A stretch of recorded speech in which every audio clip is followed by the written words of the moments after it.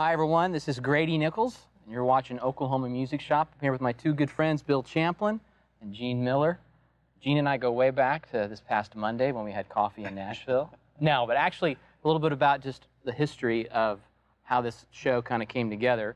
I had actually met Gene when you didn't know who I was initially, when Gene was playing with Peter Cetera. We opened for Peter, and I got to sit in with you guys.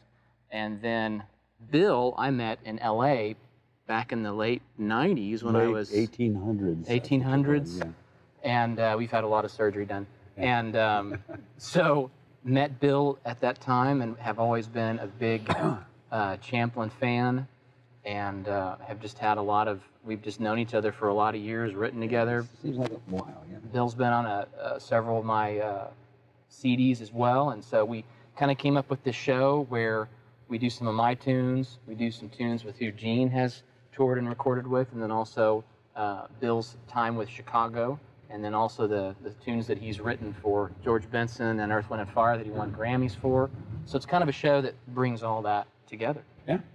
So, and you've actually been using the same guys, same players for a good while, so yeah. Whenever I come into town, it's like, oh, these guys, yeah, I know what's going on, yeah, this will be fun. Yeah, I've had the same band for about 20 years, yeah. Which is great because, as you guys know, you develop that chemistry. Yeah. Right. Because you played with your band in Nashville with the Alternators. When you guys do those gigs, it's all your Yeah, we've all been friends for 30 years and played in different bands and done tons of sessions together. And, you know, so there's definitely that comfort and that rapport that we have with each other. Yeah. Yeah. That's cool. It's very nice. That's Bill, cool. could you tell us a bit about your first impressions of Grady Nichols when you guys met and how you guys started working together? Well, I mean, I just listened. He played me some of the stuff that he had. I went, oh my goodness, this guy's this great sax player. I mean, unbelievable player. And I was hanging with you, and I think your manager at the time. Yeah. We just, you know, I said, well, let's say we just go out and get a sandwich. We went out, and he was, at the time, he was talking, he wanted me to produce some stuff for him, and then he was also doing some stuff with Jeff Lorber, who's, I'm a giant fan of Jeff's. And I said, you know, normally I would go, yeah, man, I'd be glad to produce. Let me put my hat in the ring, put me in as a producer. But I went, if you're out there with Jeff, just stick with Jeff. Just keep it going.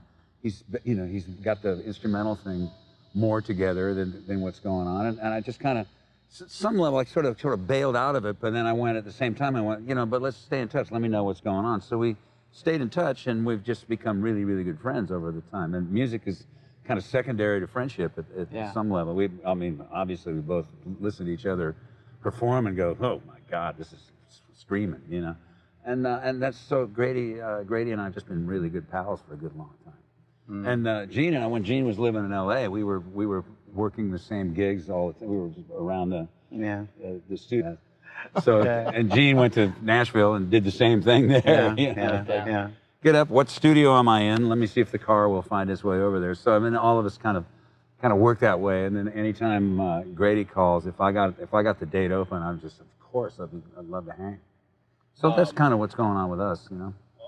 Awesome. Could you tell us?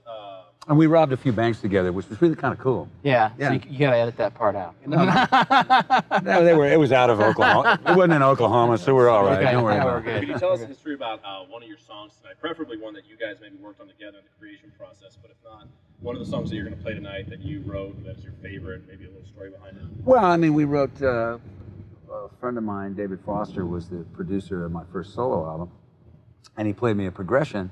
He said, let's write this song for your solo record. So I said, great, we'll just put it on a cassette. At the time we were dealing with cassettes. Just put it on a cassette, and I'll write some words over it and everything. I get the words and melodies happening. He said, no, I got to teach you the song. You got to learn the chords, which was like, that took an hour, because I mean the chords were really crazy. But and it turned out to be one of those tunes, and at some point, David at the time was working as a piano player for Earth, Wind & Fire. And he was going to be kind of a co-producer for their next album. And he said, Maurice White heard the song.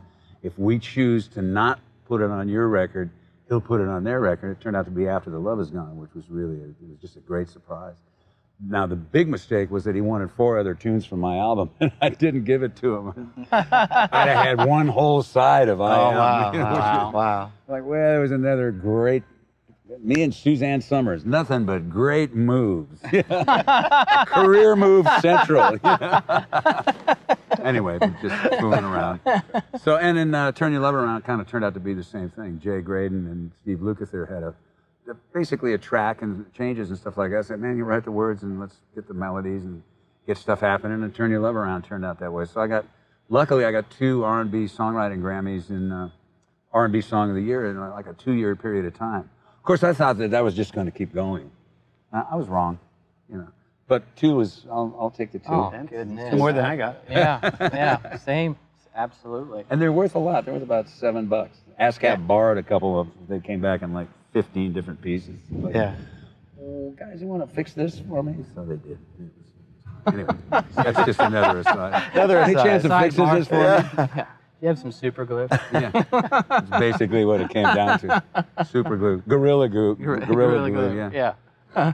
Grady, tell us, what does it mean to be playing with these guys? I know it's probably a special treat. Can you kind of talk about that a little bit? Well, you know, it's great. It's great to bring these guys that are both just world-class players to play in Oklahoma and bring this kind of music here to Tulsa, to the Post Oak Wine and Jazz Fest, you know. And it's really cool because I've admired both of these guys. I mean, I hadn't even told you this yet, but I saw you when I first moved to Tulsa when you played with Amy at the Mabee Center at ORU. Okay. And Kim was also in the crowd because we heckled her. Yeah. It's like, Kim! You know.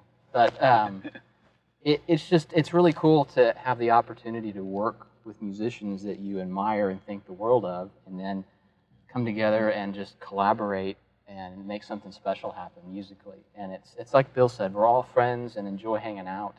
So it's just a treat. I mean, it's not work to get up and play and have a good time. So yeah, I think when we were younger, it was all everything was so important. We got to make sure that it's important. And you know, you walk in studios and you see people just, let's get this, we need a hit, let's do this. And then at this point of the game, whenever we play with this, you know, I look around. We were rehearsing last night. I looked around at Gene, and he was just had a smile from here to here. I was going, hey, actually, this is fun. We're having a good time. Yeah. So I think that's sort of, we've kind of all hit the age, I hit it a long time ago, but we've all sort of hit the age where you're just going, if it isn't fun, let's not do it. Yeah, totally. That's pretty much it. And that's kind of what's sort of where we're at. And whenever Grady calls, I know it's going to be fun. It's just always a kick. Well, and see, what's nice about doing jazz is you never go in thinking about a hit. Because no jazz guys ever have a hit, so you don't have that pressure. Yeah, well, what was the line with I'd make more money with a talking frog, right? Right. Kind of Yeah. Punchline. Yeah. I'm just doing punchlines. Forget the joke. You can fill in your spaces, folks. But and it's not really jazz. I mean, all of this stuff is the melodies are. I mean, if it was jazz, it'd be Charlie Mingus, and And this is very instrumental pop, kind of R&B. And that's what I mean. That's one of the things that's great about you is you always, everything that all the grooves that you're playing. I mean, you play it as though you were singing it. Yeah. And when Grady plays horn, it's like a great singer. I mean, when I started singing, there were some singers that I listened to Ray Charles. I really copped a lot of Lou Rawls, was really great. But the guys that I really got great licks from vocally were sax players. Mm-hmm. And it's something about, King Curtis was somebody I listened to totally, a lot of different guys. A guy that played on Honky Tonk with Bill Black combo. I can't remember. I have no idea even who it was, or whoever did that record. Whoever the sax player was. Man, I was just going, man, that's a vocal. That's a vocal there with a horn, Yeah. And that's kind of one of the reasons why I love playing with Grady is he sings when he plays. And it's a really cool thing. And I'm just trying to play like Bill. Well,